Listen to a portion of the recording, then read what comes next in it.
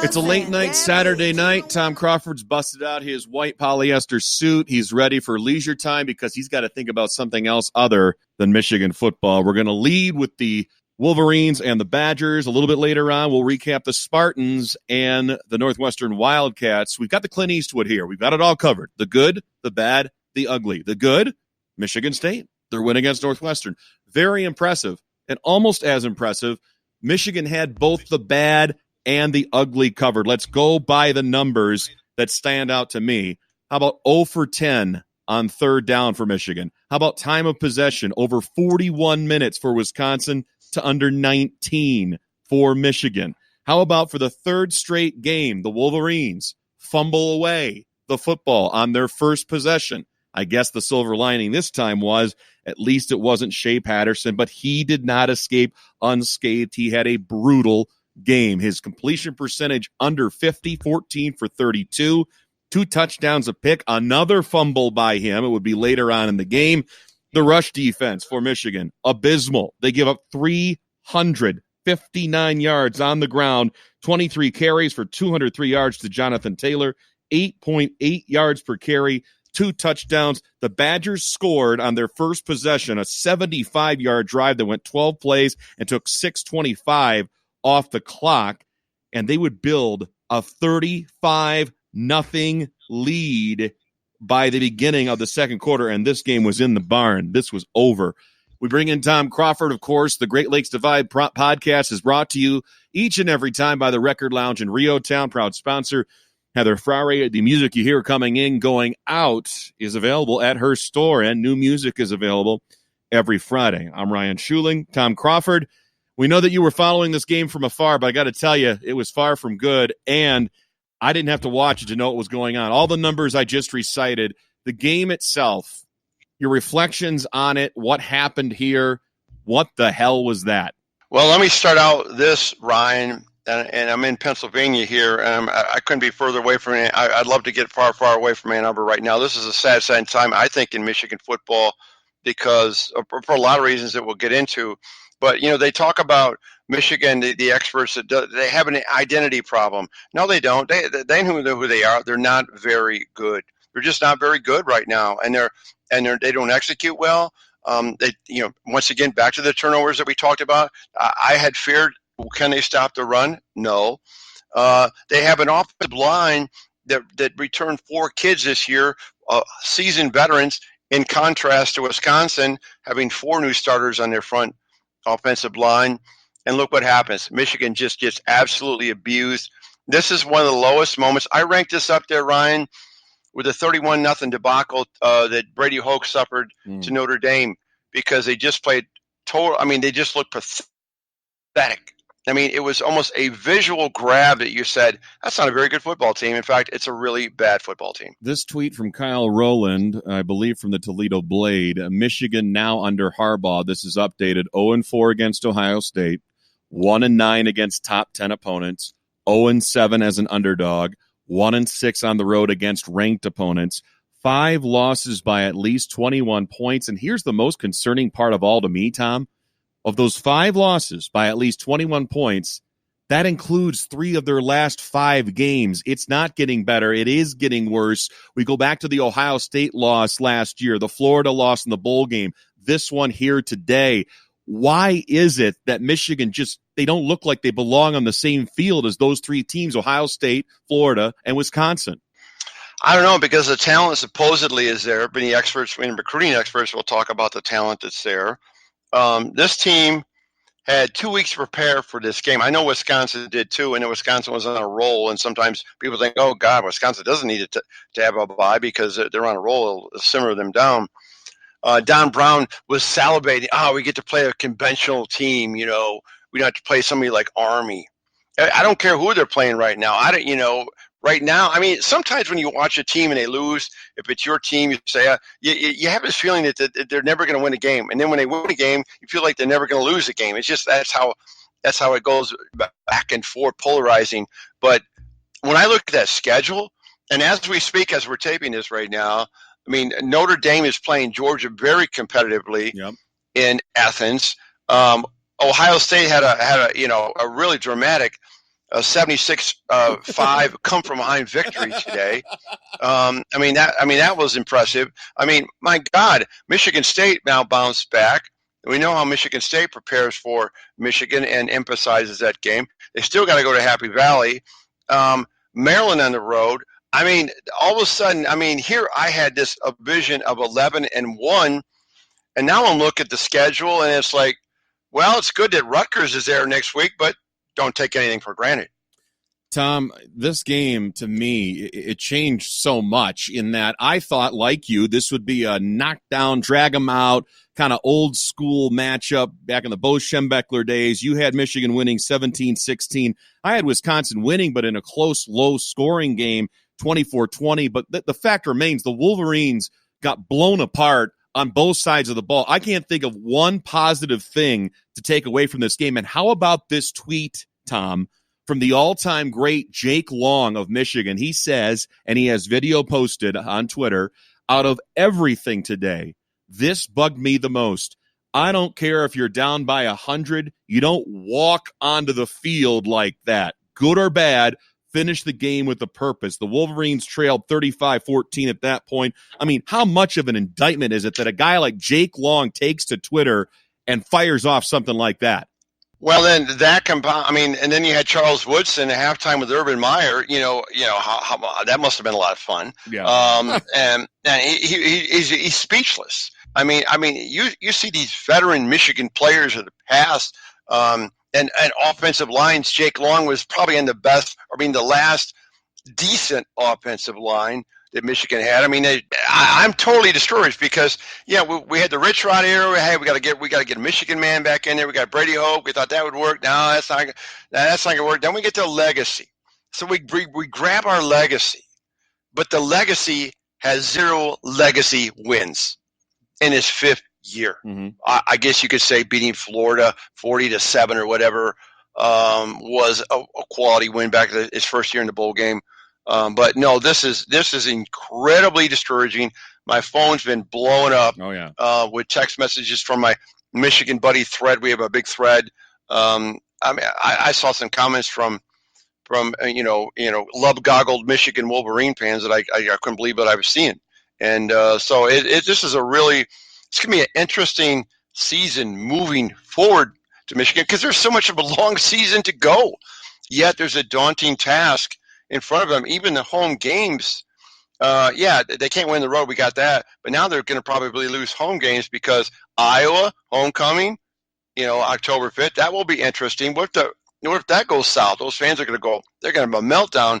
And then obviously Notre Dame on the 26th of October, and then November 16th and November 30th against Michigan State and Ohio State. And now that Ohio State game on November 30th, people are just cringing how bad that could potentially be. And this is only one loss, Tom, but it feels like so much more. And I'm not trying to overhype it, but when I look again across the board at all the numbers, you can't do it. You can't. You're not overstating one thing, Ryan, because you laid it out perfect. What happened at the last part of last year, rolling into this year against good teams, Michigan can't run the football. No. They can't. Against a good team, they're not capable of running the football. Then you have a major problem in Power 5 college football if you can't run the football. Well, let's look at it this way. The rushing attack, again, comparing yards on the ground for Wisconsin, 359 to Michigan's 40. Dylan McCaffrey was the leading rusher for the Wolverines. He had 3 carries for 21 yards. That would have ranked him 5th on Wisconsin's roster. Again, up front, in the trenches, where you got to win or lose these games, on both sides of the ball, Tom, the Wolverines were pushed around like they were a MAC team against Wisconsin. Yeah, it's not like you're dealing with the speedy Ohio State. Oh, those shallow crossers will get you every time. It wasn't that kind of situation. They just got blown off the ball, and then Jonathan Taylor, when he kicked it outside on his whatever that 72. touchdown run was after the Ben Mason. I think was that after the Ben Mason fumble, and they turned that they kind of flipped the whole game. Is that? I'm trying to think back in my research. It's all a fog of war right now, I'm sure. It is. Okay, but did you see, sometimes you have the sea part. I mean, the sea didn't part. It was just there all for the taking. Yeah. I mean, it was unbelievable how much space, how much separation he had that close to the line of scrimmage, and how we know how fast he is. Where's the pursuit? And so Don Brown all of a sudden looks like a pretty flawed DC right now, I think, in my mind. 35-14, the final score. We'll continue with our analysis here. A bright spot, I guess you could say, once again, was Ronnie Bell. He had 2 grabs for 81 yards, including one big one for 68. But Donovan Peoples-Jones, a non-factor. He had just 1 catch for 5 yards. I mean, this is just pure speculation, Tom, but what percentage could he be in his first game back? And I'm not just talking about coming back from the injury, but the conditioning it requires to get separation, to have any kind of rhythm with Shea Patterson or whoever's playing quarterback. You were hoping for more, you would think, out of DPJ in this game. Well, yeah, but if you, once again, let me go back to the statement I just made. If you can't run the football, nothing else works. No. Because if you can't run the football, you can't throw the football, in my mind.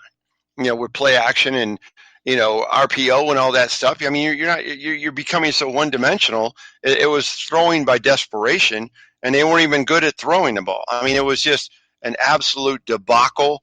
One of the lower moments, because here we figured we had our coach, and it still doesn't work.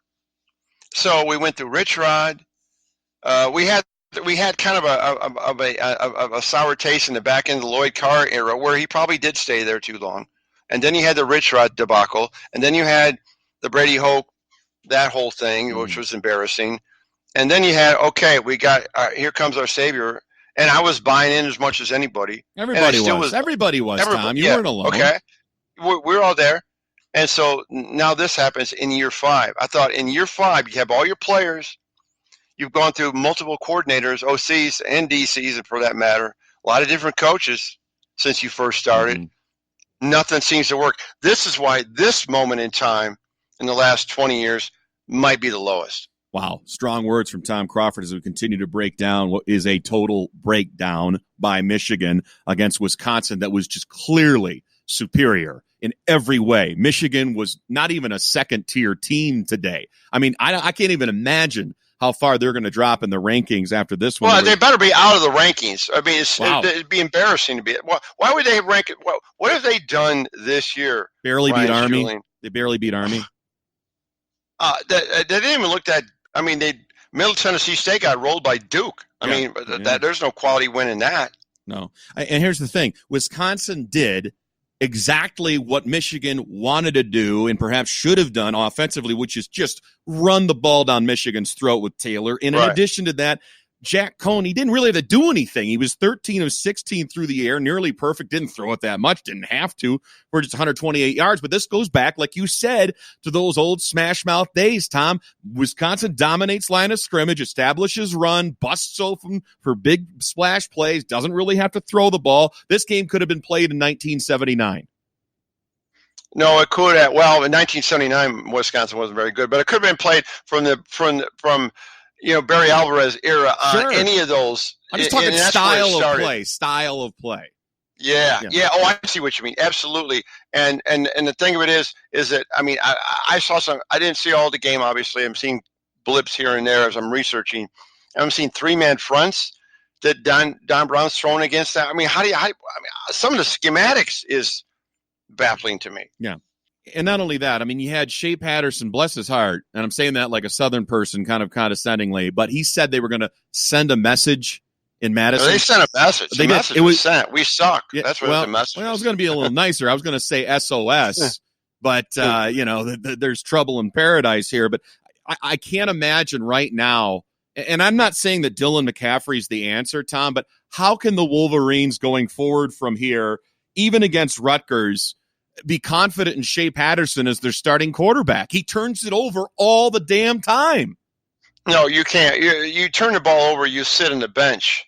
I mean, and that's just not Bo Schembechler talk. I mean, that's any smart coach. So I think you need to shelve him for a while. And I mean, I hate to say this. I mean, you're almost like building for the future, because the when you look at the body of work lingering ahead of them of how much repair is required to get back into a competitive nature against the daunting task ahead of them, I mean, they're going to have to really, really get better to compete. And I mean just the word compete. Now, the thing about today is that now these road games you're talking about, they're not even competing on the road. They're not. I mean, it's not. I know they're not winning. We know about the 0-14 on the road against ranked teams. We know all that. But then now they're not even competing. In fact, they're kind of humiliating themselves. That's when you got a bad situation. Well, all the numbers that I rattled off, and you mentioned, year 5 of Harbaugh, he's got all his own guys in there. We're looking at great rated recruiting classes, athleticism, size across the board, these big stud athletes coming in, and then you put them on the field, on the gridiron between the lines against these better teams, and it's no contest. So where I come to with this, and again, I hate getting aboard these hype trains, Tom, but today felt different. When I look on that scoreboard and I see Wisconsin 35, Michigan nothing, you got to start asking questions about Jim Harbaugh. And it's not like I have an answer. It's not like I go, oh, well, if you got rid of Jim Harbaugh, then you hire this guy, that guy over here, Coach X. I don't have an answer. But what is your thought right now on the state of the program, on Jim Harbaugh himself as a head coach, his ability to recruit, prepare, game plan, execute, in-game? Where are you on Jim Harbaugh right now? Well, the biggest thing the biggest word you hit there, prepare. This team wasn't prepared today, so he's not preparing his team to compete and to win. Obviously, you can't do it. You can't make a change during the season. That's ridiculous. But I think and this was not going to happen because we got Ward Manuel as the athletic director. He's not going to make a change. So, I mean, we're kind of get stuck in the mud here, I think, for the next couple of years, unless something really goes south. But because I just don't see, this is not working. His team, it's not working. It's how this worked in Stanford is mind-boggling for me. Maybe I don't know how it's worked anyway. The way the output is played out here from what he has done. When you start looking back at things, and you go back to the Michigan State game in 2015 and some of the decision making. Yeah, the fact that J.U. Cheston's out there all by himself, and you don't just throw the ball. I mean, his team is just not prepared. If you're not prepared to win, you're at Michigan. This is Michigan, for God's sakes. This is a program that, from revenue, I know it's way back in the day, but from its reputation, Ryan, I mean, it's a brand. It's a pretty solid brand. Let's be real.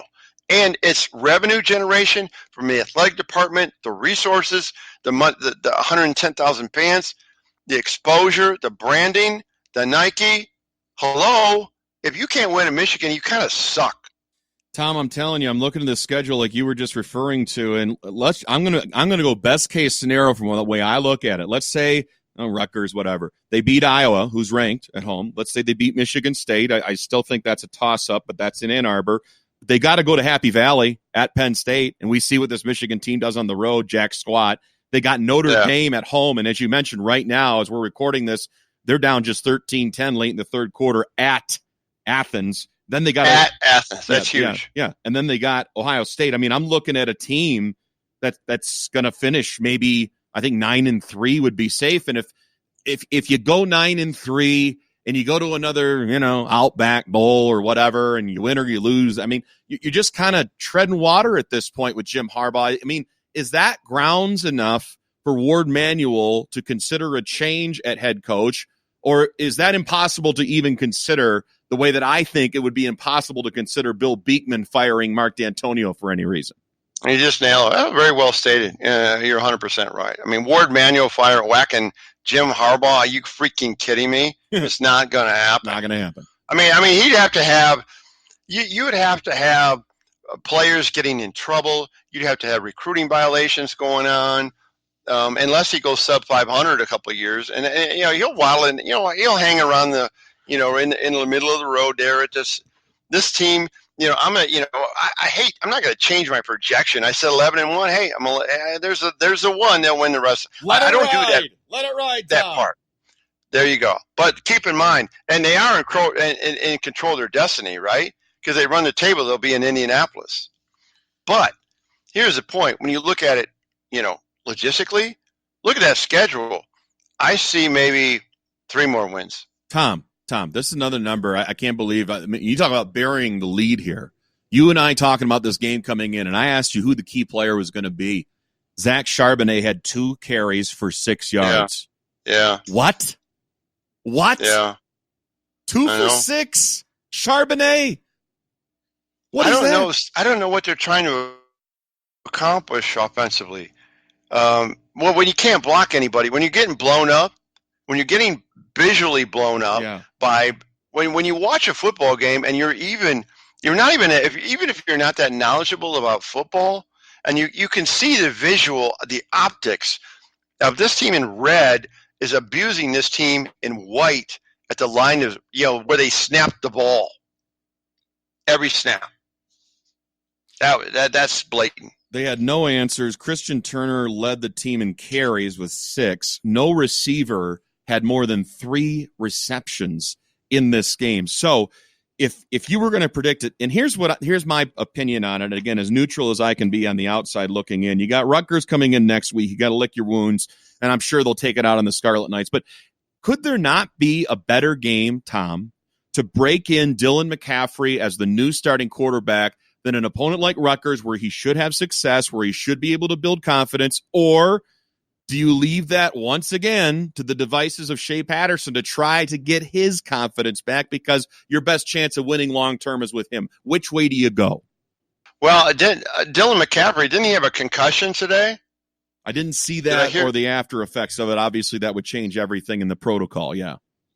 I'm not sure if I read that correctly, but he took a vicious hit, actually a hit where a player should have been rejected, but that's neither here nor there.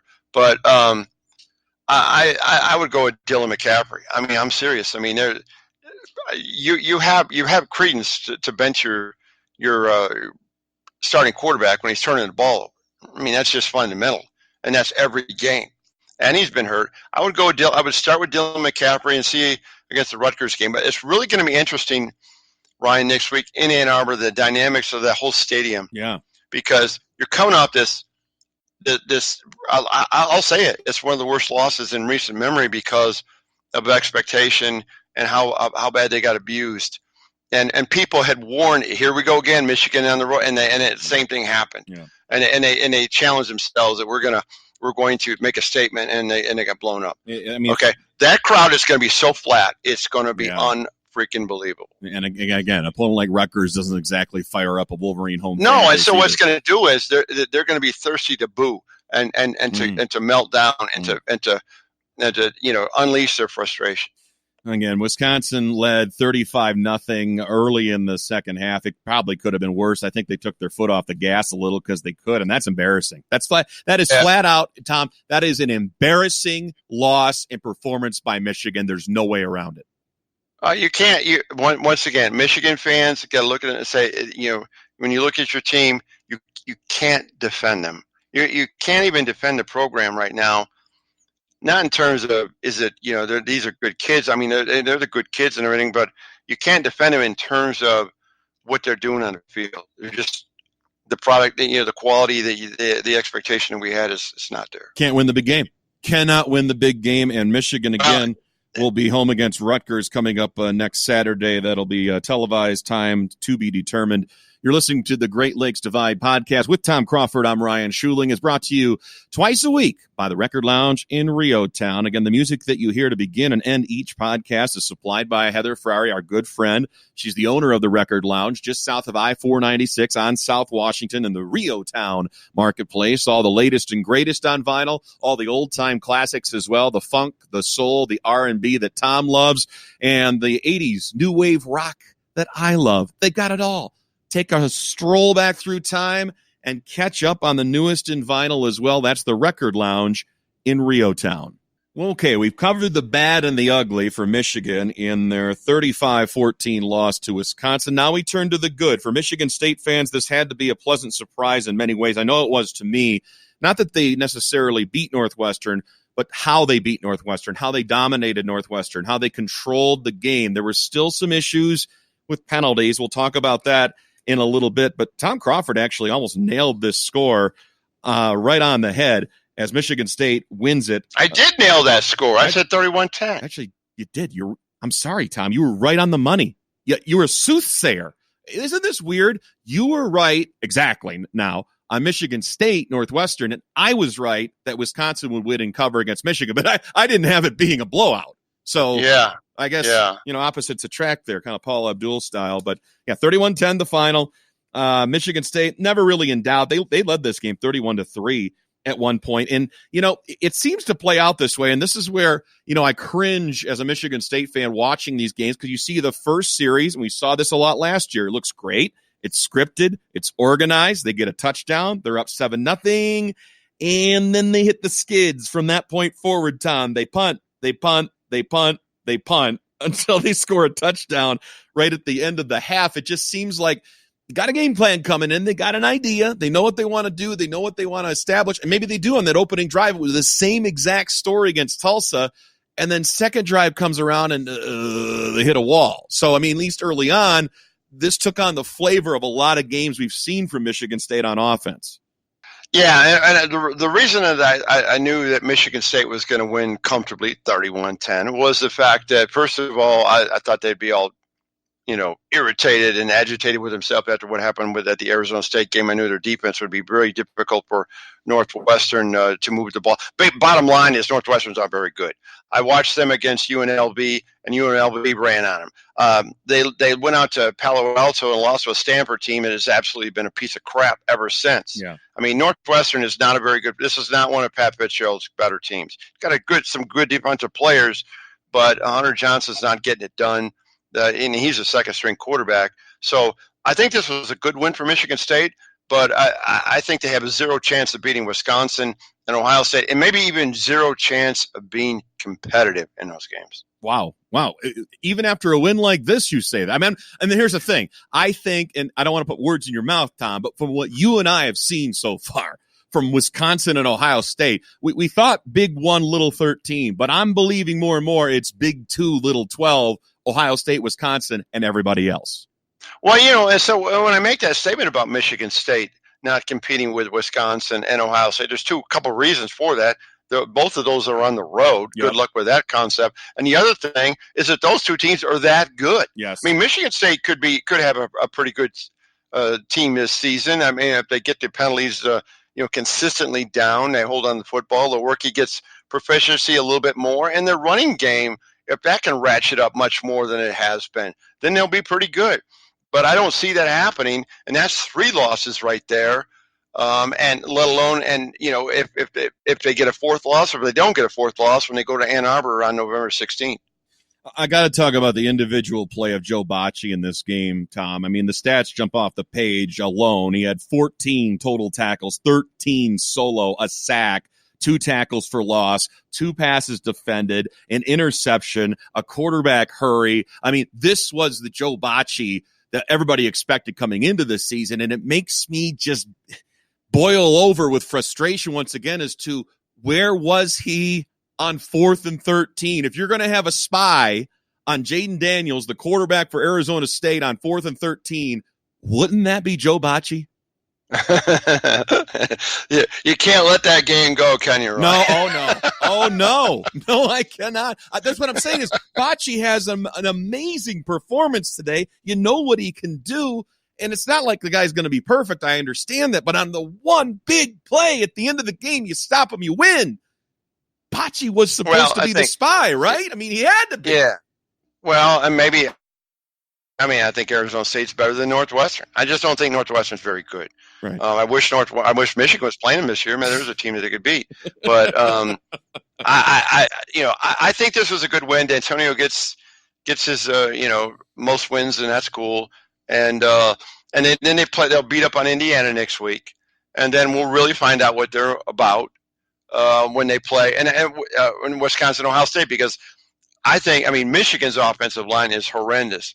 Michigan State's offensive line is not really good either. It'll be interesting to see if Michigan State can run the football against the Badgers or Buckeyes. I would say that Michigan State's offensive line today was decent. Elijah Collins averaged 4.5 yards per carry, 17 totes for 76 yards and a score. And a lot of those runs, it was his vision. It was his cutting.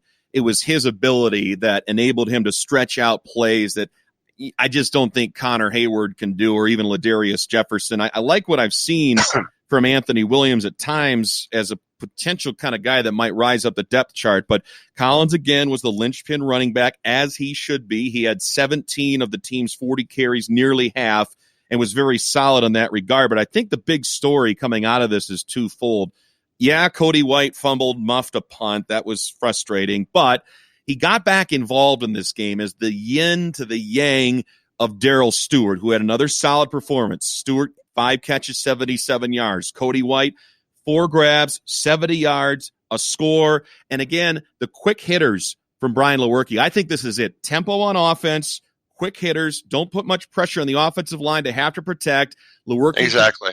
Lewerke completes just shy of 60% of his passes, 18 for 31, only average 7.5 yards on his passes, but threw for 3 touchdowns, 2 of those to Matt Seibert, tight end. So those quick looks, those quick slants, those quick reads. I mean, Lewerke in the pocket today, he took those, you call them, Tom, the Tom Brady sidestep to just buy yourself that extra half second. Lewerke did that today, made the throws, looked much crisper. And if he plays like that going forward, I'm not saying they're going to go into Columbus or Madison and get wins, but they're at least going to have a chance to be competitive, because that's the quarterback that Michigan State needs. Yeah, that's true. It reminds me of when Michigan State offensive line has been flawed in the past. Certain coaches have done certain things.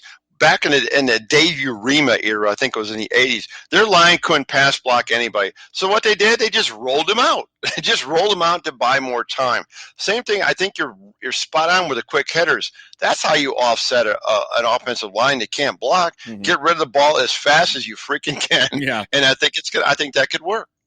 So Michigan State in this game, I mean, by the numbers, not great. Penalties, not as big of an issue. They had 5 for 47. They did force turnovers there and 3 interceptions. Hunter Johnson was riddled in this game. Aiden Smith looked completely lost. So if Pat Fitzgerald had lost confidence in Johnson, which, by the way, that he performed, I can understand why, to put Smith in there, and he's throwing lame ducks everywhere, including 2 picks. The Wildcats are going to be hurting. I mean, we talked about how they lost their starting quarterback for the year, and then Hunter Johnson, this is a highly rated quarterback, Tom. It might be the best quarterback recruit that Northwestern's ever had. Oh, without question. Yeah. Without question. Absolutely. So eventually you think the kid's going to be good, but you could watch it. He was green not only behind the ears, but between the gills. This one against Michigan State. Well, and he's going against Michigan State, one of the better defenses in the country. So, that was another reason why I thought that Michigan State would roll today. Spartans do get the win, and again, a better performance from Lewerke in this one. Time of possession was nearly equal. Penalties, I guess they're just going to happen for this team. But the thing that I'm looking for them to cut down on are the unforced errors. You're going to get a holding penalty downfield, guy trying to make a play. Let's say a receiver, and this happened in the game, trying to spring loose a run. But the pre-snap penalties where you're disorganized, and these are the things that Michigan State needs to cut down on. And I think, again, we got a glimpse. This has really been Jekyll and Hyde so far this year, Tom, because I was not impressed at all. The offense against Tulsa was impressed against Western Michigan, but we determined that to be fool's gold. Arizona State was an abomination. I mean, I don't think it was as bad as the loss that Michigan had to Wisconsin today, but it was bad. And then again today, offense looks crisper. It's just they're not consistent. They're Jekyll and Hyde. They're up and down. They've got Indiana, as you mentioned, coming to East Lansing this next week. And this is an important game because it sets themselves up in so many ways for that tough back-to-back road trip contingency of Columbus. And then not only do they have to go to Madison the following week, Tom, then they do get a bye. Penn State comes to town after that. So, the rubber hits the road after this game against Indiana. Oh yeah, that's a crazy schedule. You're right about the Indiana game. It's not like they just have to win the game; they have to really perform well and have that back-to-back good output. and get the crowd back into it so that they can go to those two destinations with some level of confidence offensively. I know they'll help confidence defensively, but that offense has to execute. And you're right, Darryl Stewart is the constant in that aerial game on the receiving end. But he's going to have to get more help from his friends. And Cody White is that perfect friend to do that. I'm still very concerned, and I never thought I would say this about Matt Coughlin. And for Michigan State, we know how these games can get. A field goal here and a field goal there. That could be the difference between what might be a 10-2 season and a 7-5, 8-4 season. He missed another chippy today, a short field goal. He would make another one later, and maybe that'll help him turn things around. But he had a streak, I believe, Tom, of like 17 consecutive made field goals, and then he misses 4 in a row, and you have to wonder if maybe it's between his ears a little bit. Kickers that's a freak show. I mean, you don't know what's going through their minds. I mean, he could turn it around. It's like anything else, like fishing or playing golf. I mean, sometimes you get in a bad run. You know what I mean? It is. You shank it, and then it gets in your head, and you keep doing it. Yeah. And then maybe you try to overcorrect it, and it goes the other way. And here's just hoping that Coughlin can get it straightened out, and that Michigan State, again, can continue to build on what they did offensively in this game. So let's talk history now, because unfortunately, Mark D'Antonio was not able to accomplish the feat last week against Arizona State, but he passes Duffy Daugherty for all-time wins, comes off that difficult loss with what I thought was a very solid performance, and I'm talking in terms of preparation, execution, emotional level. When I saw the Spartans take the field, the way that they played this game start to finish, it was a nice rebound for a team that had been challenged, Tom, in a lot of ways during this in between week after the Arizona State loss, when everybody was questioning everything on offense. Yeah, and the other perfect storm of this is getting away from Spartan Stadium and going on the road. Yet you have a bunch of your fans there anyway. My two daughters were at the game today, and they said it was just a dominating Spartan fan base there that took over the stadium. Even when it was still in doubt, and I mean that it was a perfect, and the payback thing. I mean, they're not gonna lose Northwestern 4 straight time. I mean, it was all lined up. All the stars were lined up to have a nice, cozy, comfy win, and they got it done. And it's the offense, so that's the key. If Brian Lewerke can be consistent, and do much better than he did today. I thought he did all right. But he's going to have to take it up several levels against the competition that lies ahead. It's about that. There's no doubt about it. And the turnover margin, which is so important for Michigan State. They don't have a lot of margin for error on offense. The only turnover they had was on special teams. And if I'm not mistaken, Northwestern went for it on 4th down and was rejected by the Michigan State defense. So that didn't even turn into points. So again, MSU able to get the job done defensively. Mark D'Antonio sets the standard for wins in Michigan State football history. I got to go to unfortunately, this is a topic, Tom, and I want to get your thoughts on it. The Dan Murphy story that ran in ESPN, where you have a former employee for Michigan State suing the university. Curtis Blackwell, I guess with nothing to lose, coming out in a story with ESPN, basically calling out behind closed doors conversations that were had about Austin Robertson and whether or not he should come to Michigan State. There was dissension within the ranks. There were a couple of assistants, according to Blackwell, who were against the concept from the beginning. There was one, according to Blackwell, that said, I don't want that guy on the same campus as my daughter who attended Michigan State University. That D'Antonio overruled him. D'Antonio decided to give Austin Robertson a second chance. He did issue a statement to the degree that he could, because there is pending litigation by Blackwell against Michigan State. But my question for you is twofold on Blackwell. One, why come out with this? What's the modus operandi? What is the purpose of this? And does this blacklist him because, here he is a whistleblower on something like this from ever getting a coaching job again in the college ranks? Well, I mean, what if he was in the right? I mean, what if all that was true about all? I mean, I heard rumblings this week that Mark Hollis had warned Mark D'Antonio about Austin Robertson. Don't take that kid. Mm-hmm.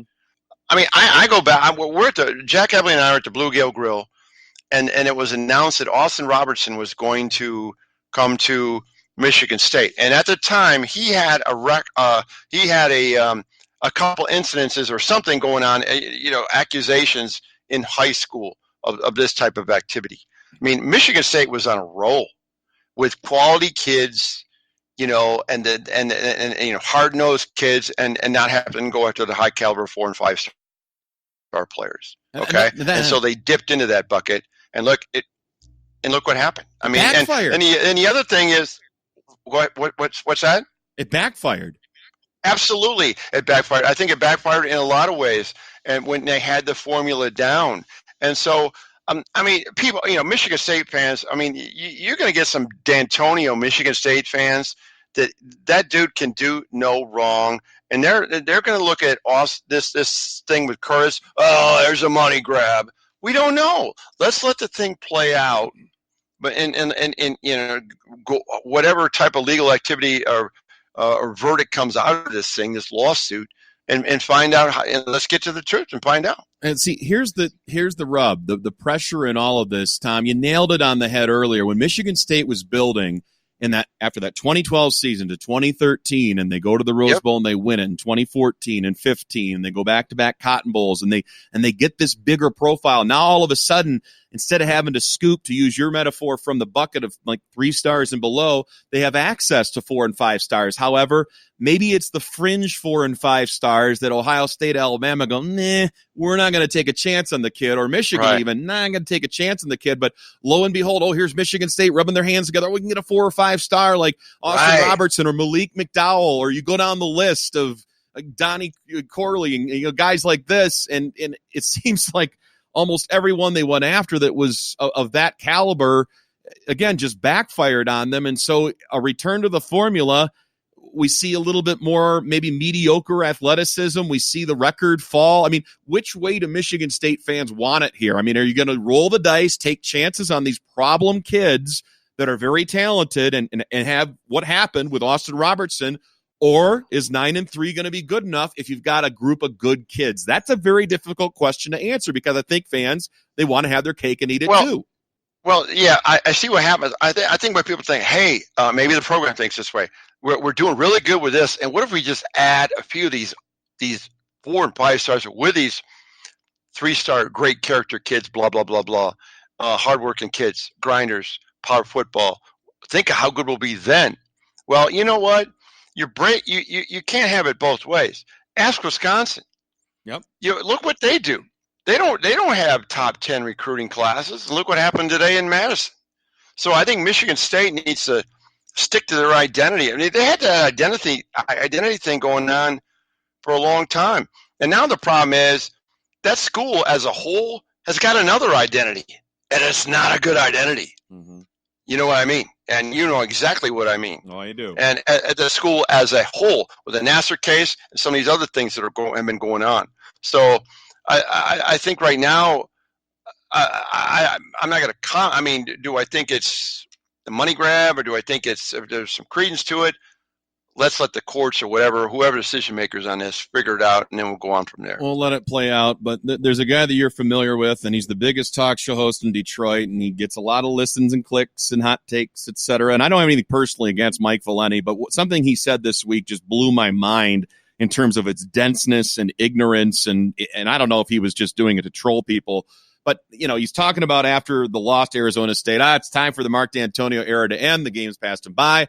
Why don't we hire a guy like Bob Stoops? And I'm just thinking, do you remember at all, Mike Valenti, Joe Mixon and him punching a girl at a restaurant on video that was swept under the rug? You're going to bring Bob Stoops into East Lansing after everything you just mentioned, Tom? I couldn't even believe that was a take. Well, he's just going. I mean, I think with Mike, I mean, he is trying to. He's trying to, grab attention to his listenership and get people to react and think. And I understand that. And maybe he does believe that. I mean, Bob Stoops is that name that lingers out there. He's available and he's a big name. Got to get the big name. You know what I mean? Yeah. That's what I think the Michigan State fans and Mike Valenti is a Michigan State fan. So it doesn't really surprise me at all. I just think it's still too early. With everything that Mark D'Antonio has accomplished, all the capital that he's built on the field with accomplishments, championships, playoff appearance, that that you're going to jump the gun on when this guy should go and when you should pour dirt on his grave. I just think we're not there yet. We'll see how the season plays out. They've got Indiana coming up. And again, that's in East Lansing, to be determined on the time and the televised access there. But a big win for MSU in the way that they did it.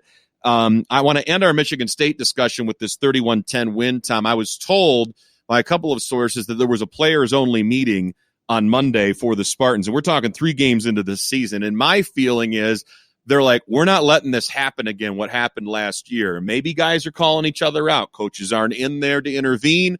I'm assuming Joe Bachie takes the lead in this conversation to a large degree. Guys like Kenny Willekes, guys like Raekwon Williams, guys like Brian Lewerke. It seems to have brought the team together. And it's not that there was a fracture or fissure in the team necessarily, but you could see if this continued with the press conferences Mark D'Antonio had and what he was revealing, that you couldn't help as a human being on that Michigan State defense to start to feel resentment if the offense didn't start doing its job. Oh, yeah. When in doubt, go to the infamous players only meeting. Right. They always work, right? Well, this one seems like it did, I guess. I don't know. I think it did. You know what? And it was probably warranted. I mean, that was a disappointing loss for Michigan State on so many fronts.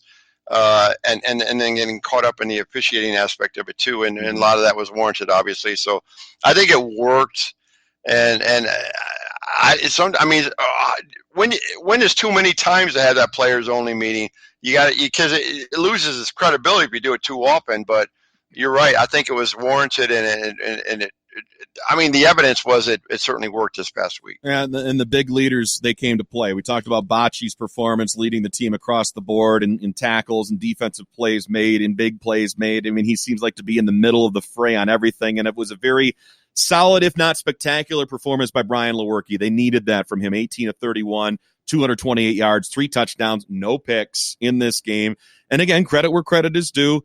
And Tom mentioned it early, not a great Northwestern team, but an offensive line performance by MSU that was markedly improved. And we'll see what they can do against Indiana. I expect they'll do well, and we'll have that preview coming up for you in our midweek podcast coming up. Rutgers comes to Ann Arbor. Michigan tries to regroup. Indiana comes to East Lansing to face Michigan State. And again, we'll have a preview of those 2 games coming up midweek on Wednesday. Final thought, Tom Crawford. Final thought for me is constant head scratching all weekend long, trying to figure out where this Michigan team is going. And I'm probably more discouraged than I've been in the last, say, 13 years. Okay, I got to follow up on what you just said, because I think you're one of the more sane, rational, level-headed, reasoned Michigan fans that I know. And you're an alum. Thank you. You're not a Walmart Wolverine. You've got a degree from the place. But with the instant reaction, knee-jerk society, Twitterverse that we have right now, how many fans in the Michigan fan base, by percentage, do you think right now are out on Jim Harbaugh? When you say and define out, does that mean they want him fired or they're just discouraged? I would say that they're done with him. They don't believe him in anymore. Oh, I'd say right now after today, 75%. Wow, 80. 75% do not believe in Jim Harbaugh. That is staggering. That's just my opinion, and that's just reaction on my own little survey of people in my circle of influence of Michigan people. And I mean, I'm feeling it within myself. I mean, right now I have zero confidence in him. Zero. Because, look at the optics of the 2019 Michigan season so far has been horrible. Just the way they look. I'm not talking about a 2-1 record. I'm talking about the way they look. Mm-hmm. They look horrible. Well, on that note, of course, Michigan falls in Madison 35-14. The Spartans win at Northwestern 31-10. And that'll do it for us from here for now. For Tom Crawford, I'm Ryan Schuling. The sound you hear as we go out on the Great Lakes Divide podcast, brought to you by the Record Lounge in Rio Town and the Rio Town Marketplace. Our thanks to Heather Frary, owner of the Record Lounge, for her support of this program and for your support in listening. Be sure to tell your friends, subscribe, download, listen. We appreciate your support, and we'll talk to you again on Wednesday. Have a great week, everybody. Cruel, cruel world, must I go on? Cruel, cruel world, I'm moving.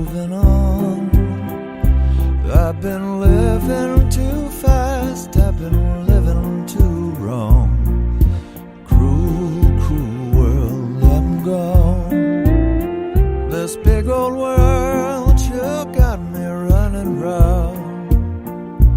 Heard a voice, it told me settle down. With the moonlight as my